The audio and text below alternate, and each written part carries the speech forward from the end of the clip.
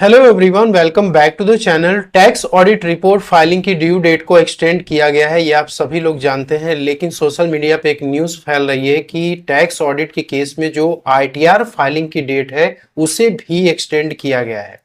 तो दोस्तों, tax audit के केस में आईटीआर फाइलिंग की लास्ट डेट क्या है, ऑडिट रिपोर्ट को सबमिट करने की क्या लास्ट डेट है, यदि ऑडिट रिपोर्ट को ड्यू डेट तक आप सबमिट नहीं कर पाते हो तो उस केस में कितनी पेनाल्टी लगने वाली है, आईटीआर को आप ड्यू डेट के बाद यदि फाइल करते हो तो उस केस में क्या लेट फीस पेनाल्टीज एप्लीकेबल होंगी, टैक्स ऑडिट किसे कराना कंपलसरी है, इन सब के बारे में इस वीडियो में आज आपको जानने और सीखने को मिलने वाला है।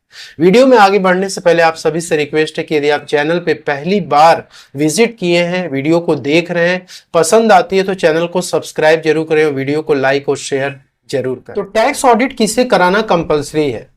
Individual, HUF, LLP, firm, companies, BOI, AOP, इन लोगों को टैक्स ऑडिट कराना तब कंपलसरी होता है जब इनकी टोटल टर्नओवर रिसीट्स एक सर्टेन लिमिट को क्रॉस करती है। तो नॉर्मली यहाँ पे जो लिमिट है, बिजनेस के लिए लिमिट अलग है और प्रोफेशन के लिए अलग है। यदि बिजनेस की बात की जाए तो यदि एक फाइनेंशियल ईयर में जो टोटल टर्नओवर है वो 1 करोड़ रुपीस के ऊपर क्रॉस करता है तो उस केस में आपको टैक्स ऑडिट कराना कंपलसरी है। यदि प्रोफेशनल्स की बात करें तो इनकी ग्रॉस रिसीट्स 50 लाख रुपीस के ऊपर क्रॉस करती है तो टैक्स ऑडिट कराना कंपलसरी है। लेकिन यहाँ पे एक कंडीशन ये है कि यदि आपका टोटल टर्नओवर 1 करोड़ से एक्सीड करता है लेकिन 10 करोड़ रुपीस तक है तो भी आपको ऑडिट कराना कंपलसरी नहीं है। लेकिन एक कंडीशन है कि आपकी जो रिसीट और पेमेंट हो वो कैश में 5% के नीचे होनी चाहिए। मतलब 95% से ज्यादा यदि आपकी रिसीट और पेमेंट बैंकिंग चैनल के थ्रू या फिर डिजिटल मोड में हो रही है तो उस केस में 10 करोड़ रुपीस तक आपका टोटल टर्नओवर है तो आपको ऑडिट कराने की आवश्यकता नहीं है।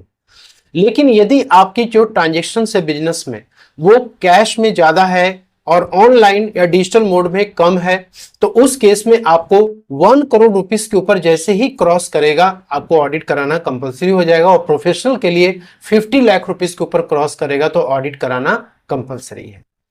अब यहां पे यदि 10 करोड़ रुपीस के ऊपर टर्नओवर क्रॉस कर जाता है तो उस केस में आपको कंपलसरी है ऑडिट कराना, आपका पेमेंट या रिसीट चाहे डिजिटल मोड में हो या ना हो। यदि प्रिजम्पटिव टैक्सेशन स्कीम को आप ऑप्ट करते हैं, मतलब कि अपनी इनकम को आप जो है सेक्शन 44 एडी में, सेक्शन 44 एडीए में डिक्लेयर करते हैं तो उस केस में, प्रोफेशन के केस में जो कि सेक्शन 44 एडीए में रिपोर्टिंग होती है, तो प्रोफेशन के केस में ये जो आपकी रिसीट है इसका मिनिमम 50% आपको प्रॉफिट डिक्लेयर करना ही पड़ता है। यदि 50% के नीचे आप डिक्लेयर करते हो तो उस केस में आपको टैक्स ऑडिट कराना कंपलसरी है। बिजनेस के लिए है कि आपको मिनिमम 8% कैश ट्रांजेक्शन्स के लिए और 6% डिजिटल ट्रांजेक्शन्स के लिए आपको प्रॉफिट डिक्लेयर करनी पड़ती है।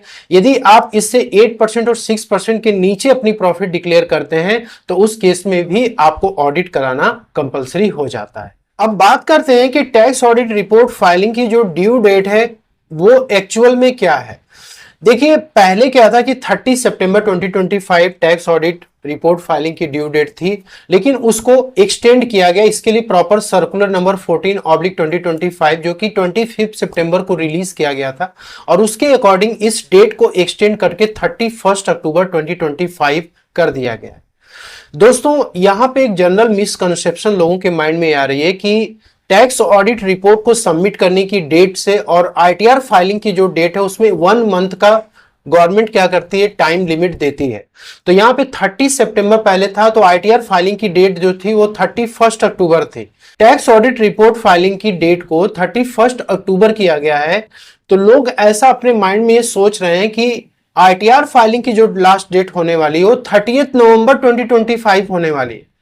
लेकिन दोस्तों, इसके लिए कोई भी क्लेरिफिकेशन अभी तक डिपार्टमेंट की तरफ से नहीं आया है। तो आईटीआर फाइलिंग की लास्ट डेट और टैक्स ऑडिट रिपोर्ट को सबमिट करने की लास्ट डेट 31 अक्टूबर 2025 ही है। यदि आपके केस में ट्रांसफर प्राइसिंग एप्लीकेबल है तो उस केस में आईटीआर को फाइल करने की लास्ट डेट 30 नवंबर 2025 है। अब सिंस के आईटीआर को फाइल करने की लास्ट डेट 31 अक्टूबर 2025 है, उसके बाद यदि आप अपनी आईटीआर को फाइल करते हो तो उस केस में आपकी आईटीआर बिलेटेड आईटीआर मानी जाएगी, जिसको कि आप 31 दिसंबर 2025 तक आप फाइल कर सकते हो। लेकिन बिलेटेड आईटीआर के केस में आपको लेट फीस भी पे करना पड़ेगा। तो क्या पेनाल्टी और लेट फीस एप्लीकेबल होगी? टैक्स ऑडिट रिपोर्ट को फाइल करने की लास्ट डेट 31 अक्टूबर है।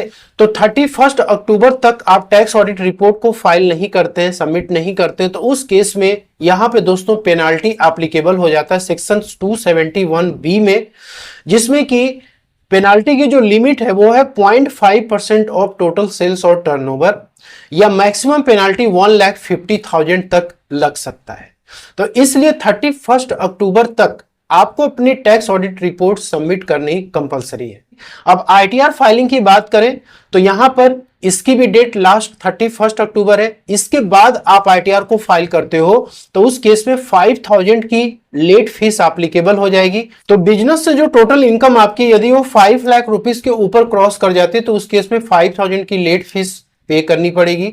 और 5 लाख के नीचे यदि आपकी टोटल इनकम आ रही है तो उस केस में 1,000 की लेट फीस पे करनी पड़ेगी। लेकिन 2.5 लाख के नीचे यदि आपकी बिजनेस की इनकम आती है तो उस केस में कोई भी लेट फीस एप्लीकेबल नहीं होगा। और दोस्तों यहां पे ये है कि यदि आपके कुछ टैक्सेस बन रहे हैं इनकम के ऊपर और आप आईटीआर को ड्यू डेट के बाद फाइल कर रहे हो, तो आप जिस डेट को आपने आईटीआर फाइल की है उस डेट तक 1% पर मंथ के रेट से जो भी टैक्सेस आपके आ रहे हैं उस पे इंटरेस्ट का भी पेमेंट करना पड़ेगा।